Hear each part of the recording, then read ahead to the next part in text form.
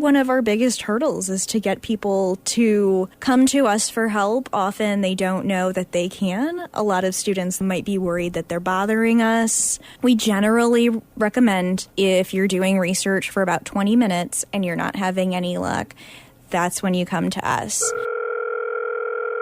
Resource Connections. Welcome to Resource Connections, a podcast series dedicated to helping you connect to Webster University resources.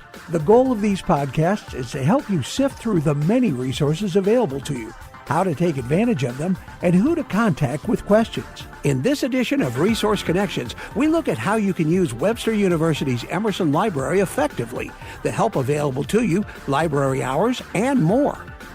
Welcome to Resource Connections. I'm Jim Singer, Student Media Coordinator for Webster University's School of Communications, and I have some very special guests today. Sarah Yendo, Communications and Outreach Librarian, and Elliot Bowden, Assessment Librarian, both from Emerson Library. Welcome, both of you. Hi, thanks for having us. We're going to learn a lot about the library, and maybe you think you know everything you need to know about the library, but both of these people are here to tell you some secrets that maybe you don't know about that might help make your life on campus much easier. Exactly. Well, long before there was Google, or the internet for that matter, if you wanted answers to your questions, you went to the library, right? Let me ask you both a question. Do you think that the internet is an ally or a competitor to the library these days? I would say it's definitely an ally. We can help you get better Google results. We're expert Googlers and can help you kind of wade through that dump truck of information that you get when you Google something. So you can Google with intention. Yeah, we use the internet every day. I Google things every day, and a lot of our resources are online too. So no, it's just another way to reach people.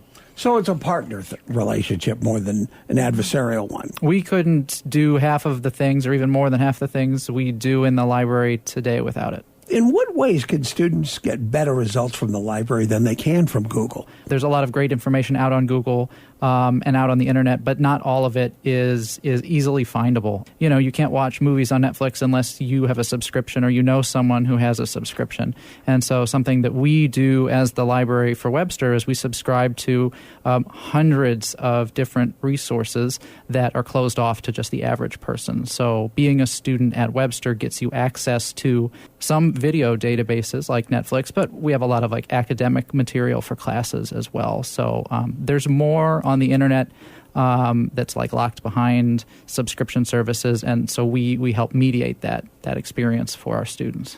And so do you help students understand? I'm sure students know how to use Google, everybody does, but are there some specific ways you can help them kind of understand the direction they're going? We can teach tricks that, you know, depending on what you type into your search bar, might get you more focused results. So you're not getting, you know, several million results. And I know one example that you've used before, Sarah, is when students are first doing research or formulating a question, it takes a little bit of research to figure out, you know, am I being too specific or am I being really too broad? Or am I have a clear idea in my mind of what I'd like to research, but there are other ways of explaining that. The classic, I need information about Malibu, California, and I search Google, and all I get is the Chevy Malibu, the car. So so that's something that librarians can help with is when you're not finding the results that you expect and you're getting something else, we can sort of tease out, like, what are you really trying to get to help answer your question? Sarah, you say that finding information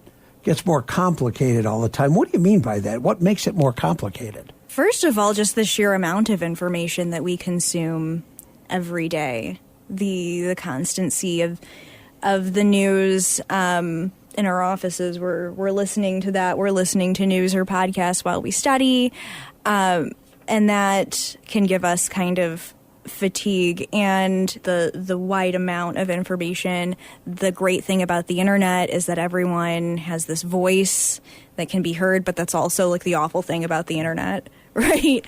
That we have to really slow down and think about what we're listening to and try and discern, you know, beyond just black and white, fake news, real news. It gets a lot more complicated than that, and it's hard to slow down when we're in this environment of go, more information all the time. So how do you help students sort through that kind of maze? There are strategies that we teach in the classroom. For that, sometimes students will come to us with a specific resource and say, I don't know about this. Is this really appropriate for my paper? Sometimes the response to that is like, well, we've got to talk to your teacher about that. That's what I tell students when I meet with a class for the first time, and they're sort of skeptical, like, okay, I know how to Google, like, why is the librarian here to teach me? And I'll say something like, well, your assignment might ask you to use 5 sources.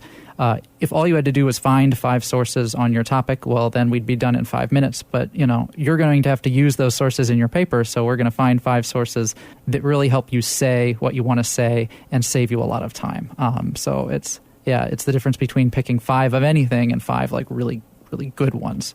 Part of why we're here is to talk about a survey the library is putting on. Well, we want to know what the questions are, but tell us why you're doing a survey and what do you hope to accomplish with it? Well, you'll have to take the survey to see the questions, Jim, or at least I hope you do.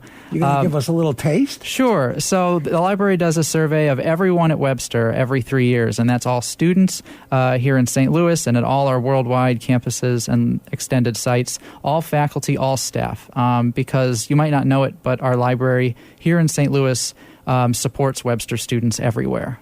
So a student studying abroad or at one of the campuses in Thailand, for example, when they get online and read academic articles online, it's been managed, or that access has been provided to them by the library here in St. Louis. So we really try and help everyone. And that's why we do this worldwide survey, is because we want to make sure we're doing the best to meet students' needs. And student needs are changing fast as our world is changing. So we have questions about physical library buildings. Are there enough computer access points for students? Do you find it's easy to study alone, study with a group? Do we have the resources that you need for your academic success? We ask questions about our library website. We think of that as kind of another branch of the library, because so much of the information that we have for students isn't just in books on the shelves, it's online, and that's the way they access it. So we want to make sure that using our online resources and going to the library website is as easy and understandable a process as it can be for students. So we're asking for feedback, a lot of open-ended questions. We're open to new ideas or suggestions about how we can continue to change to make the library more student-friendly. And if I'm a student wanting to participate in this survey, is this survey just for students or anybody that uses the library? Anybody that uses the library. Okay. And how do I participate? Is there a website I go to? Tell me how to Absolutely. get there. So it's an online survey. If you go to our regular library website, which is library.webster.edu, we have a banner that will be up all this month saying, click here to take our 10-minute survey. All students will have the option at the end of entering their name and email address to be put in a raffle for prizes. We've got Webster-branded apparel and other merchandise from the Webster bookstore. So we'll do a drawing for prize winners after the survey concludes at the end of the month. It runs until May 1st. So so you can go to our website and click the banner. We're also going to have flyers around our campus here in St. Louis, and we're also sending those out to the extended sites. So you may see a flyer saying, come take our survey. Again, it's at library.webster.edu, and there's a banner on the homepage saying, click here to take our survey. Tell me some of the things that have come from these surveys that have improved on the library's output for students. Sure. We publish the results of the surveys on our library website so you can see what actually some comments were and what we did about them. As far as the library here in St. Louis, we've made the top 2 floors of the library quiet study floors. We kind of had this impression that students today wanted kind of more busy group work stations. But what we heard in past surveys was that the library is, I think, the only place that a student can do quiet work on campus, right? It's noisy in the dorm buildings. It's noisy in the student center. So if you really wanted to get down and do quiet work, the library is actually still valued for that reason. And so we had initially had it where we had places for groups to work, and we weren't policing people for being quiet on these floors. But, this survey said that students wanted quiet spaces, so we put signs up saying, please be respectful. This is a quiet floor because of student input. So that's just one change that we've made. Sarah, Sure. Do you know of another one? One that wasn't really a change, but something that was sort of surprising. The last time we did this survey, we were surprised how many students left comments that they visited our research services desk on the second floor. It's a horseshoe-shaped desk, or maybe they called us, and that the librarians made them laugh when they were stressed out. Was not, but that's important, right? Right. So you've got people that can assess people's emotional stresses as well, and sort of help them calm the tides a little? Absolutely. We're not just research people. We are definitely people. That's how a lot of us ended up in this profession, is that we get that day-to-day satisfaction out of helping people. Right. And, we definitely don't want students to be afraid to come to us for help. Well, I was surprised to hear you, one of the questions that I have on here is to ask for help from the people of the library. And I thought, well, that's a gimme. Don't they do that anyway?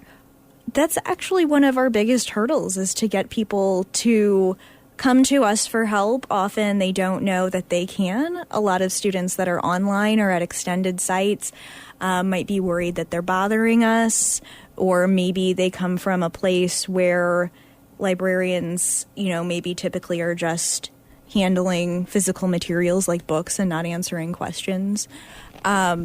We generally recommend that if you're doing research for about 20 minutes and you're not having any luck, that's when you come to us.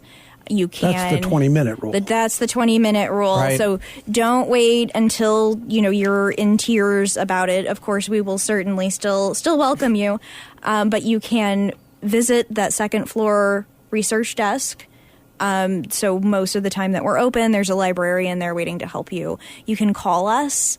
I know that's kind of a generational thing. Some people don't like to talk on the phone, but we can walk you through a lot of problems over the phone, and especially for people that aren't here at the home campus, that makes all the difference to hear a friendly voice when you're just at the end of your rope. We have a 24-hour chat. So somebody's awake all the time to answer questions?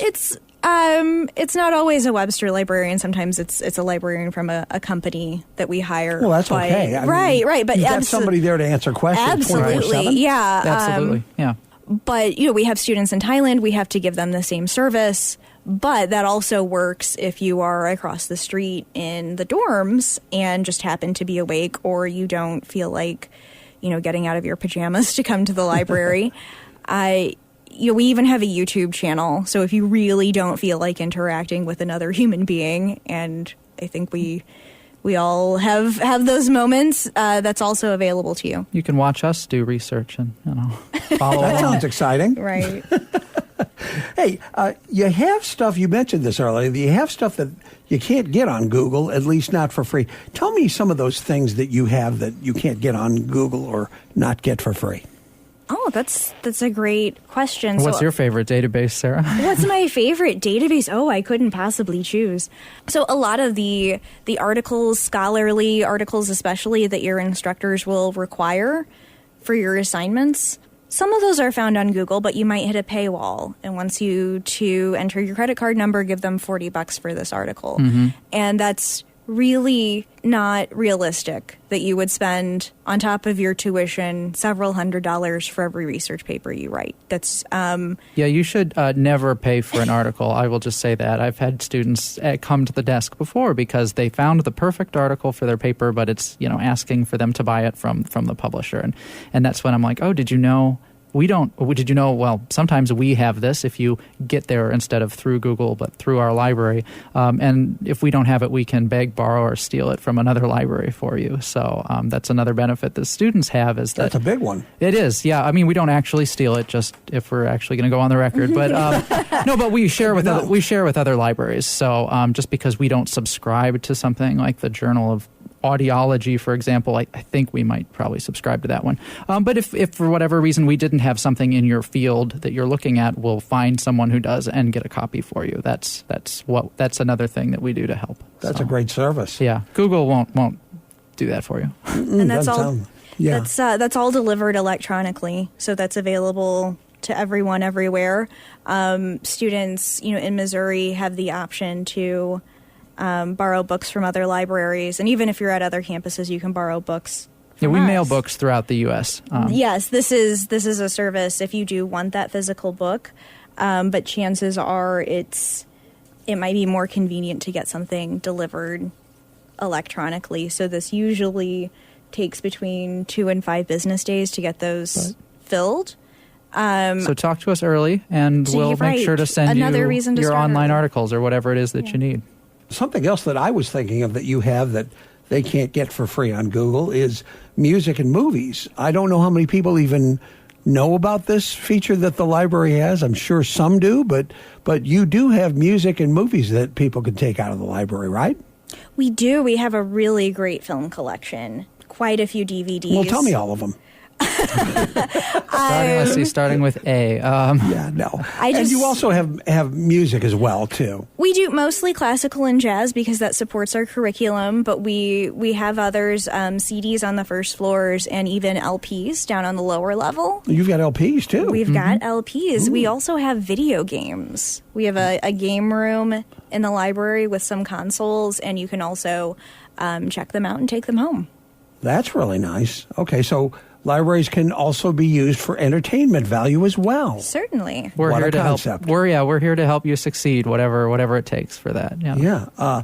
Can you give me information again on how we can participate in the library survey? Sure. I'll say that because I'll be reading through all the answers and hopefully putting that information together. If you'd like to lend your voice to the library and recommend something for us or tell us how we're doing, you just go to our library website. That's library.webster.edu. And on our homepage, there's going to be a banner that says, Take Our 10-Minute Survey. There is another way to get there. We've got a direct link if you go to library.webster.edu/2019 survey. But if you just find your way to our homepage, we'll have something there for you asking for your feedback. And then students can enter to win a raffle for some Webster merchandise or apparel from the bookstore. Great. Is there anything else that we haven't covered that you'd like students to know about the library? That's a good point, that there's a lot to know. A lot of students, they see an in-class demonstration of Academic Search Complete or EBSCOhost and never really go beyond that when there's a whole wide world of information out there. Yeah. If I had anything to say, it would be just don't be shy about asking us. We really get a lot of enjoyment out of helping answer your questions. As a student myself, I never got help from a librarian. Not once, and here I am, actually a librarian now. And so, did you ask for help? I didn't. No, I didn't. Well, there you go. I learned very late, that it took me a long time to realize the real value of what was in the library. So, well, there's a lot there. Yeah, there's a lot there. We offer a lot of services, and one thing we didn't talk about is the hours. Well, I know that you've got access 24/7, but what's the overall for students? For the regular semester, it's 8 to midnight every day, and those will change during exams, intersessions, that kind of time in between semesters where there aren't as many people studying. We do have a 24-hour portion of the library. There's a cafe there with computers and printing kind of in that corner where the coffee shop is. So stuff happens, your computer stops working in the middle of the night, you're an early riser and need to get stuff printed off before that 7 a.m. class. You can slide your ID card after 9 p.m. until we open at 8, and that's always available to you. Sarah Riendo and Elliot Bowden from Emerson Library, thank you both so much for sharing this information, and we wish you success with the survey, and thanks for the service you guys do. Thank you. We hope to see you soon. This has been Resource Connections, a service of the Galaxy Radio through the facilities of Webster University School of Communications. If you have suggestions on a topic you'd like us to discuss, please send your suggestions to jamessinger85@webster.edu. That's JAMESSINGER85@webster.edu. This has been a special presentation from your station, your voice, the Galaxy Radio.